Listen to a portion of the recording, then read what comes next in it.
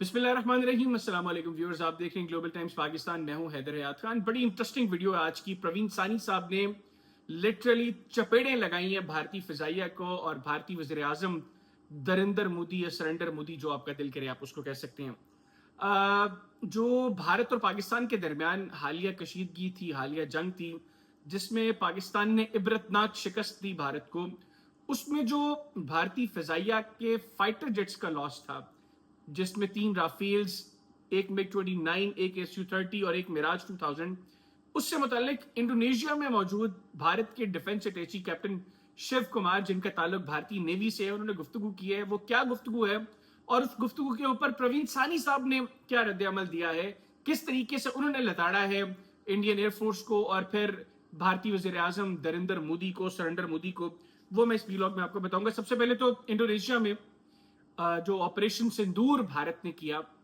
पाकिस्तान और भारत के दरमियान जो कशीदगी हुई, जिसमें पाकिस्तान ने इबरतनाक शिकस्त दी भारत को। भारत ने पहले एक फॉल्स फ्लैग ऑपरेशन किया, उसके बाद पाकिस्तान पर इल्ज़ाम लगाया, पाकिस्तान ने इंडिपेंडेंट इंक्वायरी की बात की, भारत उसके ऊपर आया नहीं क्योंकि फॉल्स फ्लैग ऑपरेशन था और भारत उससे कुछ और अचीव करना चाहता था। बहरहाल बड़ी सियासत की उन्होंने उस सारे वाक्य के ऊपर। हिंदू मुस्लिम कार्ड भी खेला, फिर पाकिस्तान के खिलाफ जो एक सियासी बयानिया उन्होंने बनाना था इस वाक्य के बाद वो बनाया, और फिर पाकिस्तान के साथ जब जंग छेड़ी, पाकिस्तान के सिविलियंस को टारगेट किया और पाकिस्तान की मिलिट्री इंस्टॉलेशंस को हिट किया।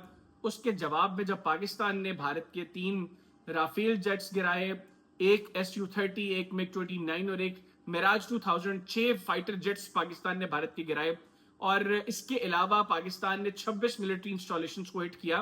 तो इंडोनेशिया में उस कॉन्फ्रेंस के दौरान, उस मीटिंग के दौरान कुछ स्पीकर्स ने बात की इंडियन जेट्स के लॉस की।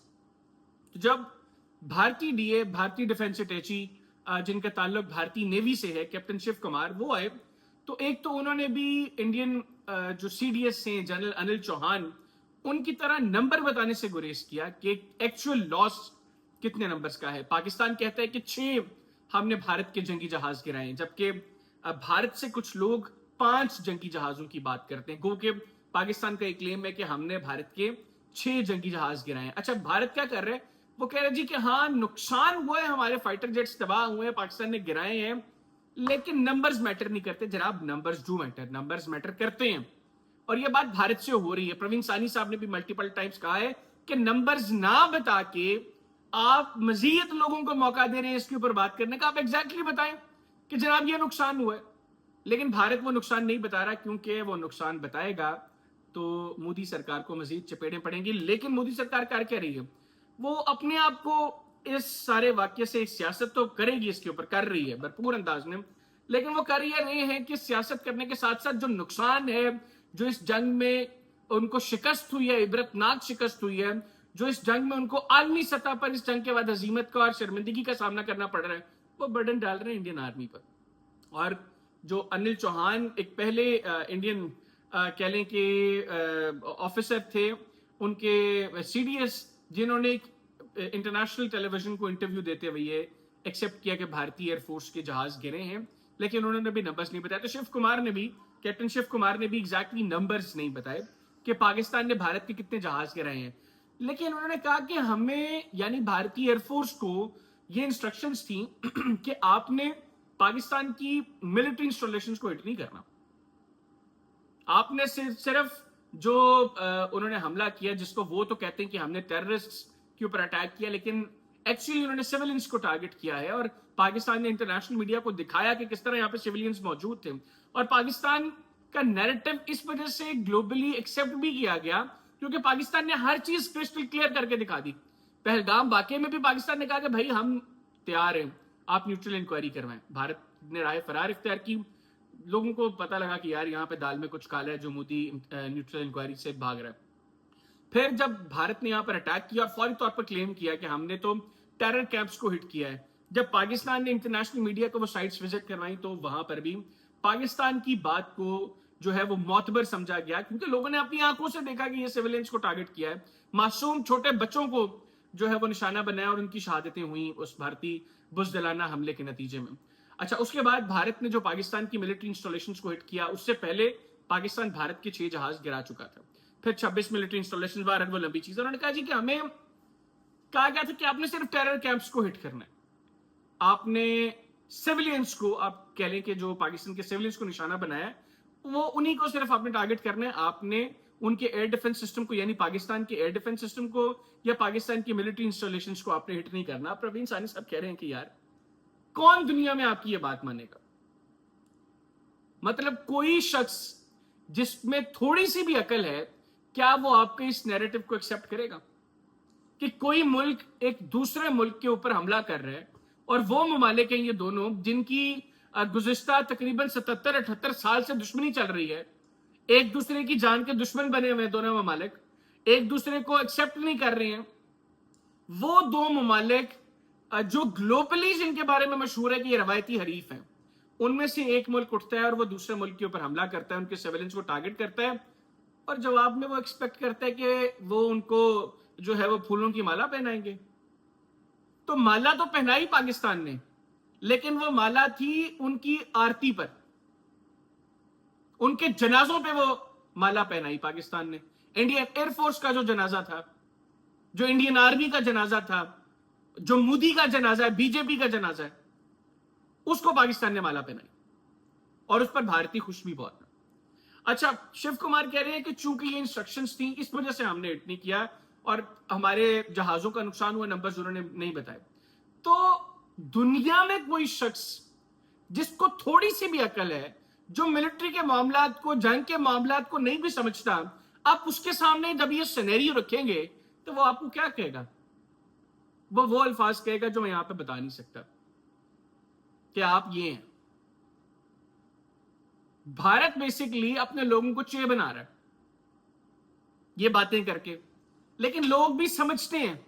जो प्रवीण सानी साहब भी बात कर रहे हैं, उन्होंने एक वीडियो की है अभी अपने फोर्स मैगजीन का जो यूट्यूब चैनल है, उस पर बड़ी तफसीलें उन्होंने बताया कि किस तरीके से गुज़िश्ता 11 साल में भारत का जो डिफेंस का सारा स्ट्रक्चर है, डिफेंस मिनिस्ट्री के साथ जो एसोसिएटेड है, और उनकी फॉरेन पॉलिसी जो है, किस तरीके से मोदी और उसकी टीम जो इस वक्त पीएमओ में बैठी हुई है, भारत में बरसर इक्तदार है, वो धज्जियां बिखेर रही है भारत की।